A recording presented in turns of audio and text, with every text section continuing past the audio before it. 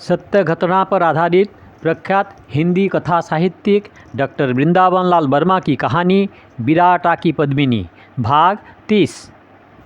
एक दिन रामदयाल सवेरे ही आया। कुंजर सिंह विराटा के टापू में था।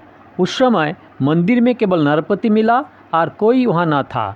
रामदयाल को नरपति देवी सिंह का आदमी समझता था, इसीलिए उसने उसके आने पर हर्ष प्रकट किया। बोला, कहो भाई, क्या समाचार है? समाचार साधारण है, उत्तर मिला। दलीप नगर में जोरों के साथ तैयारी हो रही है। यह समाचार साधारण नहीं, बहुत आशापूर्ण है।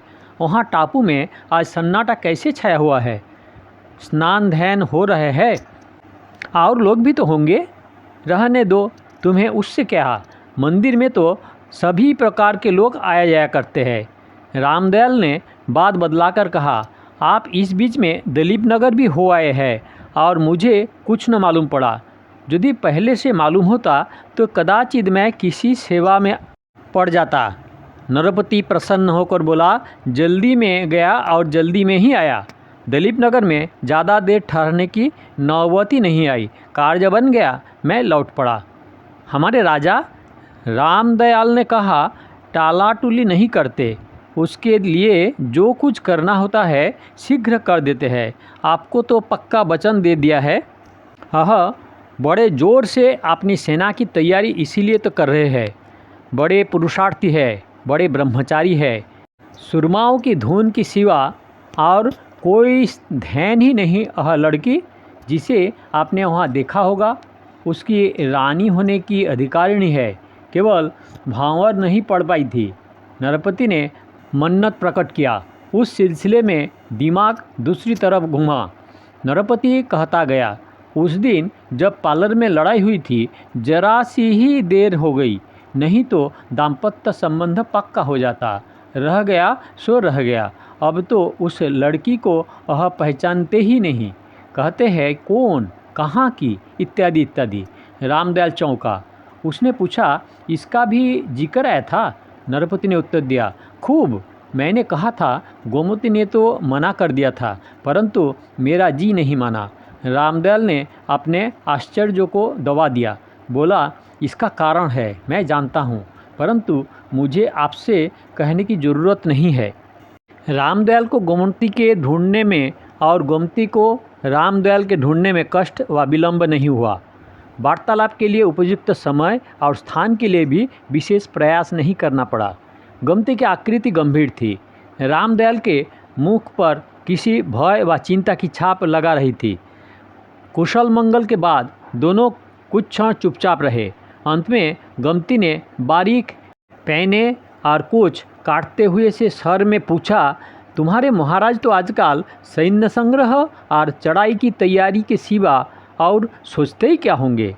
रामदयाल ने नीचा सिर किए हुए घायल आदमी की तरह उत्तर दिया, उस धुन के सिवा और कोई धुन ही नहीं है। आजकल तो और किसी बात के लिए जरा भी अवकाश नहीं मिलता। परंतु क्या रामदयाल? गोमती ने धड़कते हुए कलीजे से परंतु उपेक्षा की मुद्रा धारण करके कहा, तुमने तो नहीं मेरे आउट से कुछ कहा था? आपकी आउट से तो नहीं, रामदयाल ने उत्तर दिया, आपने ही आउट से कहा था। बोले, इस समय राजनीति और रणनीति के अतिरिक्त और कोई चर्चा ना करो। जरा चिढ़कर गोमती बोली, तुमने नाहक मेरी बात छेड़ी रामदयाल। क्या करूं, मन ही माना नहीं माना। गदगद सा होकर रामदयाल ने कहा, आपको दुखी देखकर छाती फटती है। आपकी सुखी देखकर यदि तुरंत मर जाऊं तो मेरे बराबर पुण्य वाला किसी ना को समझा जाए। गोमती के उस गदगद कंठ से तुरंत आकृष्ट किया। स्त्री की सहज साधारण सावधानी को गोमती दूर रखकर बोली, मैं राजपाट की भिखारी नहीं हूँ। महाराज आनंद से के साथ संसार में रहे, मेरे लिए इतना ही बहुत है। रामदयाल ने उत्तेजित कर कहा, परंतु मेरे संतोष के लिए इतना कम से कम आवश्यक कि आप आनंदपूर्वक रहें। मैं साधारण मनुष्य हूँ, परंतु मेरे हृदय को यह कहने का अधिकार है। गोमती ने उत्सुकता की अधीरता के बस होकर कहा, निश्चय जानो रामदयाल, मैं स्वयं दलीप नगर नहीं जाऊंगी। निरादर के सिंहासन से इस जंगल का जीवन सहस्र गुण अच्छा, यहाँ मेरे लिए सब कुछ है। रामदयाल बोला, ठीक है, परंतु आपको वहाँ बहुत दिनों नहीं रहना चाहिए। कुछ दिनों बाद यहाँ लोहे और अग्नि की वर्षा होगी। यद्यपि आप निर्भय है तो भी व्यर्थ विपद को सिर पर बुलाना ठीक नहीं मालूम पड़ता। यदि किसी जंगल के किसी सुरक्षित स्थान में आप रह जाएं, सेवा के लिए मुझ सदृश भृत्य की कमी न रहेगी। मैं किसी भी संकटमय स्थान में जा सकती हूँ। कुमुद भी देर सवेर वहाँ से जाएंगी, उन्हीं के संग रह जाऊंगी। फिर तुरंत हंसकर बोली, अर्थात यदि उन्होंने निभा लिया तो। रामदयाल ने नीचे से ही एक आंख को ऊंचा करके पूछा, मुझे विश्वास है कुंजर सिंह उनका पीछा न छोड़ेगी। ऐसी दशा में आपका उनके संग रहना कैसे संभव होगा? कुछ सोचकर गोमती बोली, एक समस्या अवश्य है। फिर कुछ क्षण चुप रहकर उसने पूछा, अब तो तुम महाराज के साथ ही रहोगे? कुछ आवश्यक नहीं है, रामदयाल ने उत्तर दिया। मैं चरणों की सेवा में ही रहूँगा। इसके कुछ मिलती जुलती बातचीत गोमती ने किसी चट्टान के पीछे छिपकर हाल ही में सुनी थी। उसके स्मरण में देर नहीं लग सकती थी। शायद मन में पहले से मंजूरी थी। गोमती का अनमना मन एकाएक कहीं चला गया। हंसकर बोली, परसों में जो बातचीत सुनी है उससे तुम्हारी उस दिन की बात पर विश्वास करने की जी चाहता है। यहाँ कुंजर सिंह आए हुए हैं? हाँ। तब मैं संपूर्ण बात सुनने का अधिकारी हूँ। अवश्य सुनाएंगे। पूरा हाल सुनने के लिए जी चंचल हो रहा है। गोमती ने उत्तर दिया, किसी एक वाक्य को संपूर्ण संभाषण में से खींच निकाल कर यह नहीं बतलाया जा सकता है कि तुम्हारे संदेह की पुष्टि में यह प्रमाण है, परंतु कुछ कुछ भान मुझे भी होने लगा है। हंसते हुए, बड़े अनुरोध, बड़े आग्रह और बहुत मचलते हुए रामदयाल ने कहा, मैं तो पूरी बात सुनूंगा, सारा भाव जानकर रहूँगा। कुछ संकोच के साथ गोमती बोली, जितना याद होगा बतला दूंगी। मैं पूछता जाऊंगा, आप बतलाती जाना। रामदयाल ने पूर्ववत भाव के साथ प्रस्ताव किया। गोमती बोली, मैं कोठरी में थी। कुंजर सिंह से उन्होंने कुछ बात करने की इच्छा प्रकट की। फिर एक क्षण सोचकर कहा, परंतु रामदयाल, हो सकता है कुंजर सिंह किसी वरदान की याचना ही के लिए वैसे भक्तिपूर्ण वचनों से संबोधन कर रहे हैं। जोश के साथ रामदयाल बोला, महारानी का यह भ्रम है। वरदान की याचना हो सकती है, परंतु दूसरे तरह के वरदान की। मुझे कुछ बातें सुनाई जावे तो मैं निश्चय के साथ बतला दूंगा। मैं छुटपन से राजाओं और रानियों का बीच में रहा हूँ। मुझसे किसी ने किसी भांति आड़ मर्यादा नहीं मानी है। संसार का पूरा अनुभव मुझे है। आप भ्रम में ना पड़े, कहें। कुमुद बातचीत करने के लिए बड़ी सतर्कता के साथ बाहर गई और बड़ी बारीकी के साथ इधर उधर दृष्टि डालती रही। हो सकता है नरपति काकाजू के आगमन की प्रतीक्षा करती हो। गोमती ने मुस्कुराकर कहा। रामदयाल बोला, मेरा अनुभव मुझे बतलाता है कि जब दो व्यक्ति मिलना चाहता है तब सहसा इसी तरह चौकन्ना होना पड़ता है। गोमती ने कहा। फिर एक चट्टान पर जा बैठी, इधर उधर देखती रही। देर तक बातचीत करने के बाद भीतर चली गई, परंतु उसके वहाँ से चल देने के पहले ही मैं वहाँ से चली आई थी। आप यहाँ थी, वहाँ से देख सुन तो सब सकती थी? रामदयाल ने प्रश्न किया। गोमती ने कहा, हाँ। क्या ऐसा नहीं होता कि कभी कभी उठान तो बात का उत्साह और के साथ होता हो, परंतु अन्न बहुत सी साधारण। इसी तरह की प्राय संपूर्ण वार्तालाप हुआ था। कुमुद की बोली में रुखाई थी? बिल्कुल नहीं। कुंजर ने अधिक जोर किस बात पर दिया था? इस पर कि मैं अब तो सदा आपके निकट ही रहूँगा। अस्वीकार नहीं कर रही होंगी? स्पष्ट अस्वीकार तो नहीं की। वही ढंग तो असल में होता है। गोमती कुछ सोचने लगी। रामदयाल ने कहा, मैं विश्वास दिलाता हूँ कुमुद के हृदय पर कुंजर का प्रभाव हो गया है। इसने कोई घनिष्ठता सूचक बात नहीं की थी, स्मरण नहीं है। रामदयाल ने नीचे आंख किए हुए पूछा, कुमुद कुंजर से आंखें जोड़कर बात कर पाती थी या नहीं? गोमती ने उत्तर दिया, मैंने स्पष्ट लक्ष्य नहीं किया। रामदयाल बोला, कनखियों देखती थी? हाँ, कुछ ऐसी ही है। रामदयाल ने बेतवा की धारा की ओर देखते हुए कहा, अच्छा, यह तो निश्चयपूर्वक आपको याद होगा कि जब कुंजर सिंह खूब अच्छी तरह कुमुद की ओर देखना चाहते होंगे तभी उसका मुंह दूसरी ओर फिर जाता होगा। गोमती ने पूछा, रामदयाल, तुम्हें ये सब बातें किसने बतलाई? उसने जवाब दिया, सरकार, हम लोग सदा महल में ही रहते हैं। कम से कम मेरा समय रानियों के सेवा में जाता है। अधिकांश समय प्रेम चर्चा में बीतता है। अपनी अपनी बीती लोग सुनाया करते हैं। मेरी आयु जरूर थोड़ी है, परंतु संसार में अनुभव बूढ़ों की अधिक है। महाराज नायक सिंह मुझे दिन रात में किसी समय अपने पास से अलग नहीं करते थे। जब आज्ञा होगी उसके मनोरंजन किस्से सुना दूंगा, परंतु पहले मैं भी तो पूरी बात सुन लूं। किसी उत्सुकता, किसी दूरवर्ती घटना चक्र के कौतूहल ने गोमती को हिला सा दिया। धीरे से बोली, बतला जाती हूँ। रामदयाल वार्तालाप में अग्रसर होता चला जा रहा था। पूछा, एक आध बार बातचीत करने में कुंजर का गला कांपा था? इसका भी ठीक ठीक ध्यान नहीं है। रामदयाल ने कहा, जब भीतर से हृदय उमड़ता है, भाव की बात आती है और बात पूरी कह पाने का अवसर नहीं मिलता, तब वही दशा होता है। रामदयाल ने इसके बाद अपना गला साफ किया। गोमती हंसकर बोली, रामदयाल, तुम्हारा गला क्यों कांप रहे है? उसने मुस्कुराकर कहा, आप केवल मेरे प्रश्न का उत्तर देती जाएं। अभी आपको प्रश्न करने का अधिकार नहीं है। फिर बोला, बात करते करते कभी कुंजर एकाएक रुक जाता होगा, देर तक कुछ सोचता रहता होगा, फिर एकाएक कोई असंगत बात कह देता होगा। वही दशा कुमुद की ही होगी। हाँ, परंतु ऐसा क्यों हुआ होगा? गोमती ने संकोच के साथ प्रश्न किया।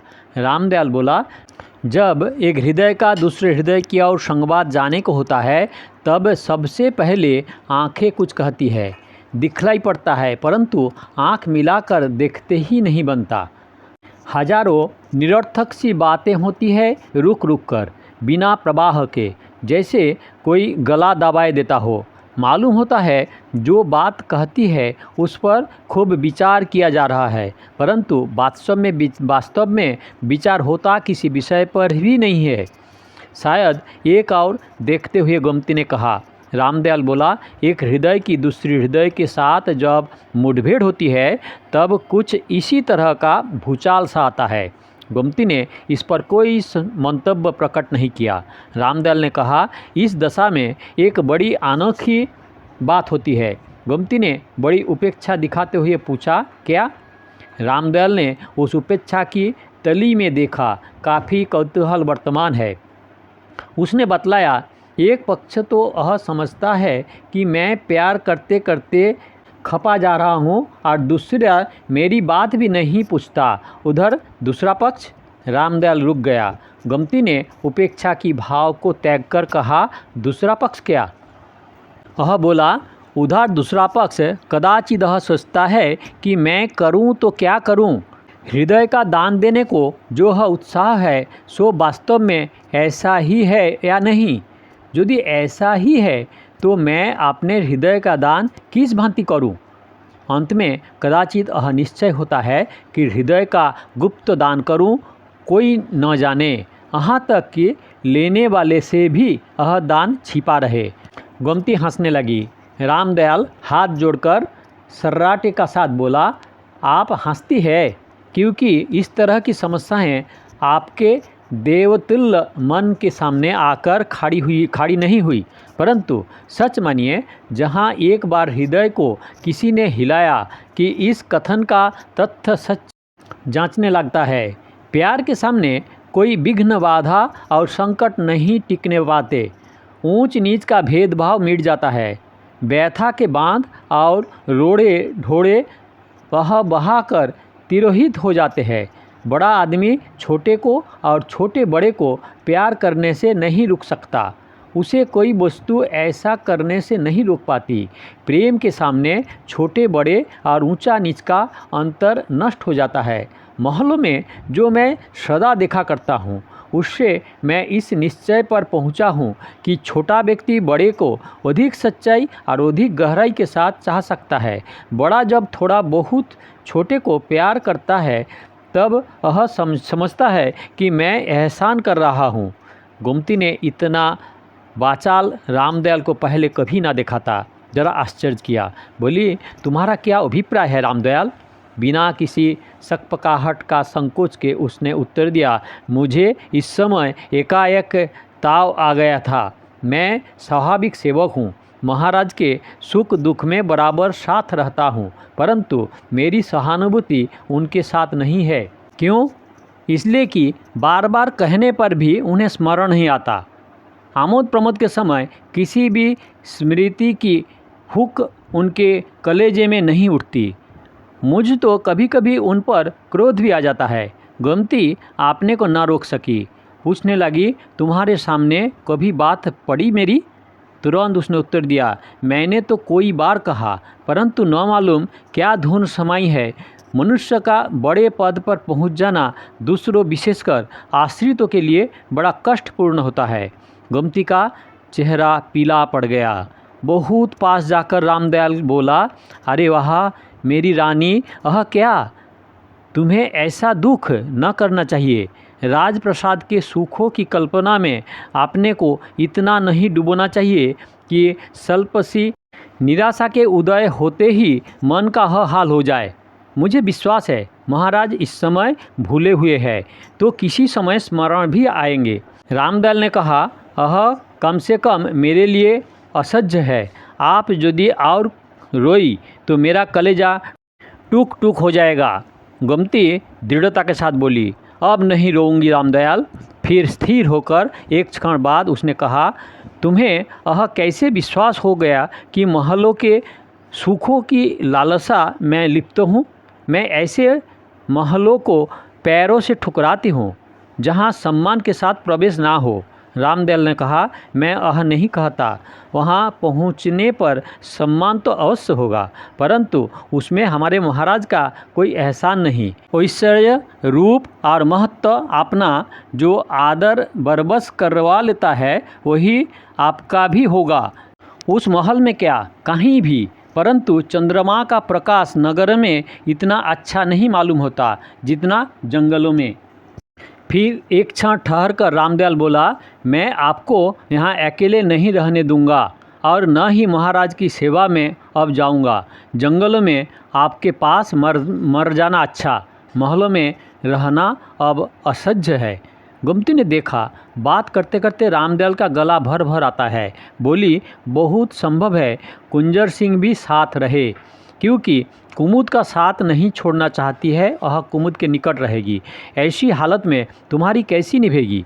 बड़ी लंबी सांस लेकर रामदयाल ने उत्तर दिया, यदि आपके मन से हो तो मैं बाबा का वेश धारण करके बना रहूँगा, कोई ना पहचान पाएंगे, और यदि आपके मन में ना होगा तो मेरा संसार में और कोई नहीं है।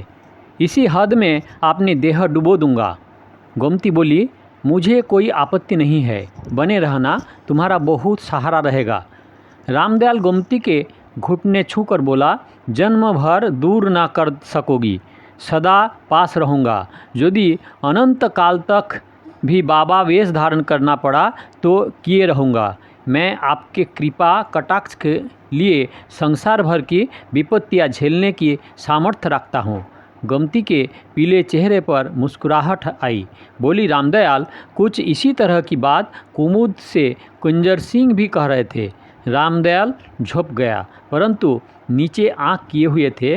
बोला, मालूम नहीं कुंजर सिंह के असली भाव को कुमुद ने समझ पाया या नहीं।